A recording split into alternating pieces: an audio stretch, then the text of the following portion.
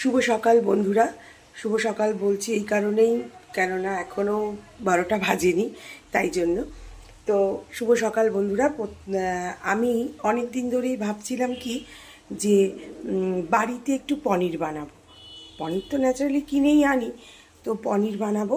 তার জন্য আমি আজকে একটু তাড়াতাড়ি পনিরটা তৈরি করে যাতে একটু সেট করতে পারি, সেই জন্য তাড়াতাড়ি রান্নাঘরে এসেছি সকাল সকাল। এসে পনিরটা কিভাবে বানাচ্ছি তোমাদের সাথে শেয়ার করব। তো চলো আগে দেখো পনিরটা কিভাবে বানাচ্ছি। আমি এখানে 2 প্যাকেট দুধ নিয়েছি আর একটা ভিনিগারের শিশি নিয়ে এসেছি, কারণ লেবু বাড়িতে খুব অল্প পরিমাণে আছে, মানে সেটা দিয়ে হয়তো হবে না, তাই জন্য আমি 2 প্যাকেট দুধ এবং একটা ভিনিগারের শিশি নিয়ে এসেছি। আর এদিকে তো গ্যাসে কড়াই বসিয়ে দিয়েছি, দুধটা এবার একটু কেটে এর মধ্যে দিয়ে দেবো। 2 প্যাকেট দুধই কড়াইয়ে ঢেলে এটাকে একটু ফুটতে দেব। আগে দুধটা ফুটুক, তারপরে আস্তে আস্তে ছানাটা কাটানোর ব্যবস্থা করব। দুধটা এবার একটু ফুটে উঠেছে, আর একটু ফুটুক, তারপরে আমি ভিনিগার দেব। ভালো করে ফুটিয়ে ঘন ঘন করে রাখতো। তার মধ্যে কি দিয়ে দিয়েছিস ক্যাস্টর অয়েল?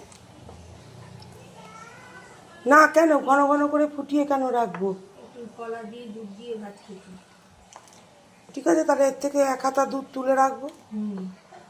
আমি ছানা করবো তো, তাই জন্য তো আনলাম।